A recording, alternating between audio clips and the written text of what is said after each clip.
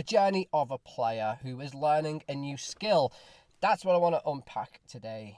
As tennis coaches, we always believe that learning is very linear, and I talked about it before in a previous video. We believe learning should take place very quickly, and what we have to understand is learning takes time. And I've been thinking about this over the past couple of weeks, and this is not based on any real hard science. This is just my interpretation of working with not only thousands of players at this point, but also lots of tennis coaches as well, and also my own learning journey, especially around the ecological dynamics approach.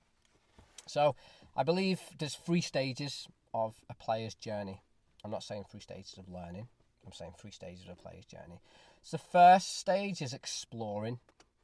And in this stage, when you introduce a player to a new skill, it's highly erratic, it's chaotic, it's messy, because they're exploring, especially if you're looking at a tennis skill, let's say a forehand.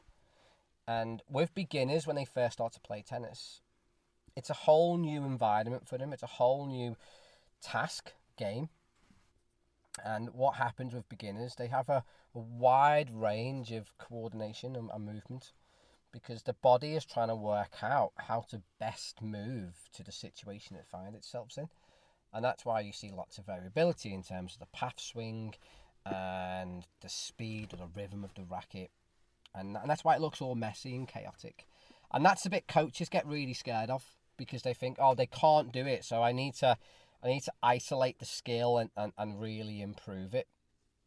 But you don't. You may have to constrain the situation to help them find a more suitable movement solution, but you don't want to isolate it, because you don't want to just give them a solution. You want to give them multiple solutions. And the exploring phase it's really fun, because that's where you get to really, pardon the pun, but explore and be quite creative with your movement solutions. And I think sometimes coaches in that stage just panic, and they want to just isolate and make sure they try and fix it as quick as possible. And I was thinking about my journey through ecological dynamics this morning on this. I think when I first started, I tried to make it really simple, and I was very task orientated, and I would constrain exercises to try and get a solution, try and get a movement solution. And I look back at some of the original stuff that I did, and I was again looking back on a lot of videos over the past week, doing my video library. I'm like, oh, I can't believe I did that. But then I looked at it from a different lens, like, oh, I can believe I did that, because I was exploring this whole new methodology and way of coaching, and that's okay. And I was like, do I include some of that original stuff, because it's not actually in line with how I think now? But I'm like, yeah, I should, because it shows my journey. And it's a bit like my coach academy, and even this channel, like some of my earlier videos, especially around constraint-led coaching, it might not fully align with the actual basic principles, but that's fine, because I was learning and it's part of my journey. So that's the explore phase. Once a player starts to get an idea of the concept, or in a tennis case, the forehand, then I think they move into what I like to now call the execute phase. So they start to find a really efficient and effective way of doing it. And that's why players start to have very similar shapes, because again, physics play a huge part. To hit the ball to hit the ball high, you got to swing low to high. So everyone will swing low to high to hit the ball high. It's just general physics.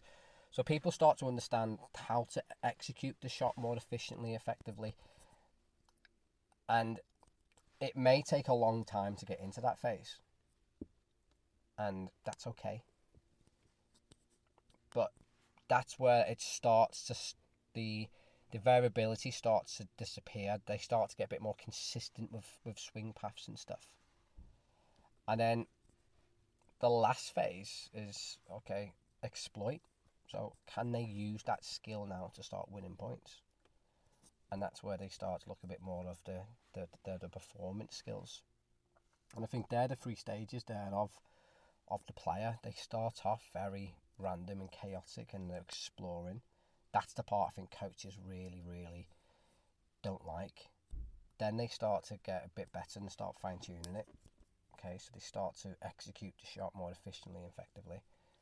And then they look to exploit it and use it to win points.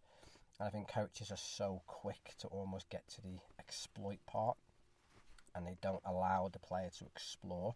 And that's why players then only really have one movement solution. They don't have a wide range of skills. So I just, something again, just thinking about today, okay, what is a player's journey and what does it look like? And each player is different. Each player will maybe spend a different amount of time in each phase. Sometimes with players, they may go back, so they may get to an execute phase, but then haven't quite got in, then have to go back and explore a little bit more with maybe different solutions as well. And I think that's the fun of coaching. As always, check out mytenniscoaching.com, and until tomorrow, I'll speak to you soon.